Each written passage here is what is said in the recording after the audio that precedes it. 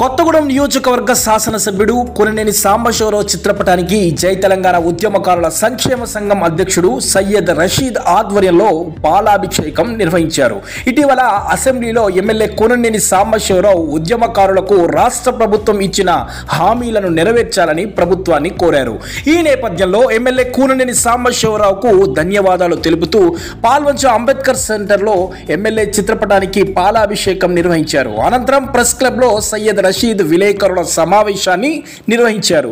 ఈ సందర్భంగా ఆయన మాట్లాడుతూ అసెంబ్లీలో ఉద్యమకారుల గురించి ప్రస్తావించిన ఎమ్మెల్యే కూననేనికి ధన్యవాదాలు తెలిపారు.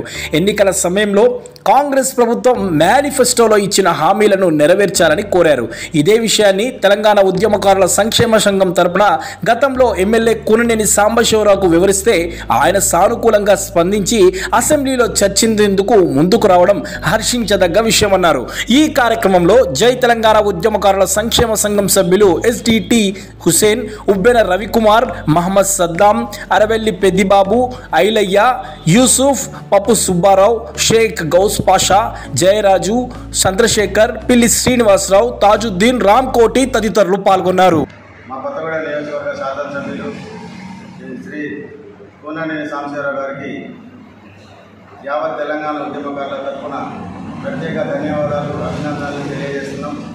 మొన్న నేను అడిగిన ఉద్యమకారుల సంక్షేమ సంఘం తరఫు నుంచి, సార్ దశాబ్దంన్నర కాలం నుంచి మా సమస్య ఎవరు పట్టించుకోవట్లేదు, కనీసం మీరన్నా మా సమస్య, మా బాధని అసెంబ్లీలో ప్రస్తావించి 250 గజాల స్థలం ఇస్తానని మేనిఫెస్టో పెట్టిన కాంగ్రెస్ పార్టీ ఇలా 15 ఏళ్ళైంది మా గురించి మాట్లాడట్లేదు, కనీసం మీరైనా అసెంబ్లీలో మాట్లాడి మమ్మల్ని మా ప్రస్తావనని ప్రభుత్వానికి తెలియజేసి 250 గజాల స్థలాన్ని అసెంబ్లీలో మాట్లాడి కాంగ్రెస్ ప్రభుత్వాన్ని తెలియజేయడానికి అసెంబ్లీలో ప్రస్తావించండి సార్ అనగానే రెండో రోజు ఆయన ఆశ్చర్యపోయాం. మేము వెంబడే చెప్పంగానే ఆయన మా బాధని అర్థం చేసుకొని అసెంబ్లీలో ప్రస్తావించి ప్రభుత్వాన్ని తెలియజేసిన కూననేని గారికి మరొకసారి ధన్యవాదాలు తెలియజేస్తూ, ఈ ప్రస్తావనని కాంగ్రెస్ ప్రభుత్వం తీసుకొని కొనసాగింపుగా తెలంగాణ ఉద్యమకారులకు ఈ సెషన్లోనే ప్రకటించాలని రేవంత్ అన్న ప్రభుత్వాన్ని, కాంగ్రెస్ ప్రభుత్వానికి విజ్ఞప్తి చేస్తున్నాం.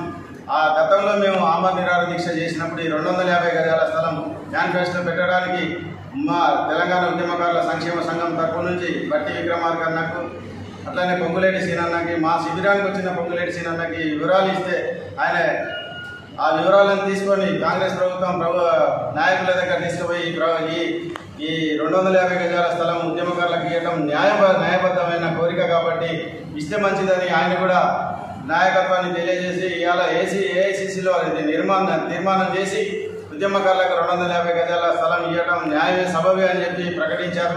ఇలా 15 ఏళ్ళైంది. రేవంత్ అన్న మా గురించి ఆలోచించండి, 250 గజాల స్థలం ఇస్తే మేము ఆర్థికంగా ఇంటి కిరాయిల నుంచి బయటపడతాం, ఇబ్బందులు పడతాం. చాలా 15 సంవత్సరాల నుంచి మా కోసం తీర్చాలని మిమ్మల్ని విజ్ఞప్తి చేస్తున్నాం. మా బాధలని కూననేని సాంబశివరావు గారు మీ ద్వారా అసెంబ్లీ ద్వారా మీకు తెలియజేశారు కాబట్టి మీరు దాన్ని స్పందించి మా సమస్య పరిష్కారం చేస్తారని విజ్ఞప్తి చేస్తున్నాం. ఎందుకంటే మేము 250 గజాల స్థలం విషయంలో మేము ఆమరణ నిరాహార దీక్ష చేసినాం, ఉద్యమకారుల సంక్షేమ సంఘం తరపు నుంచి దీక్షాట పెట్టినాం, పాదయాత్ర పెట్టినాం. ఏ చేసినా పోయిన ప్రభుత్వం కేసీఆర్ మా గురించి పట్టించుకున్న పాపాన పోలేదు. మా త్యాగాల మీద వచ్చిన తెలంగాణని ఆయన రాజకీయ వ్యాపారం చేసుకున్నాడు తప్పించి తెలంగాణ ఉద్యమకారుల గురించి ఆలోచించాలి. మా త్యాగాల మీద రాజకీయ వ్యభిచారం చేసిన బ్రోకర్కి అనుమతి జరిగే విధంగా కాంగ్రెస్ పార్టీ మాకు 250 గజాల స్థలం ఇచ్చి మమ్మల్ని ఆదుకోవాలని విజ్ఞప్తి చేస్తున్న బ్రోకర్కి చెంపబెట్టే విధంగా 250 గజాల స్థలం ఇవ్వాలని విజ్ఞప్తి చేస్తున్నాం.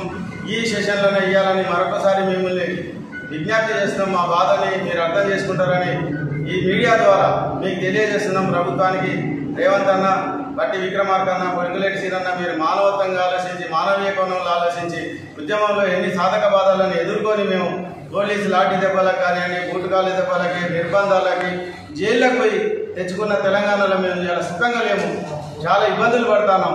ఆరోగ్యపరంగా, ఆర్థికంగా పూర్తిగా మేము చితికిపోయినాం. మా బాధను మీరు అర్థం చేసుకుంటారని మీడియా ద్వారా నా మీడియా మిత్రులకు కూడా విజ్ఞప్తి చేసిన, అయ్యా మా బాధని ప్రభుత్వాన్ని తెలియజేయాలని మీడియా మిత్రులకు మరొకసారి విజ్ఞప్తి చేస్తున్నా. దయచేసి మా వాదాన్ని ప్రభుత్వాన్ని తెలియజేయాలని విజ్ఞప్తి చేస్తూ జై హింద్, జై తెలంగాణ.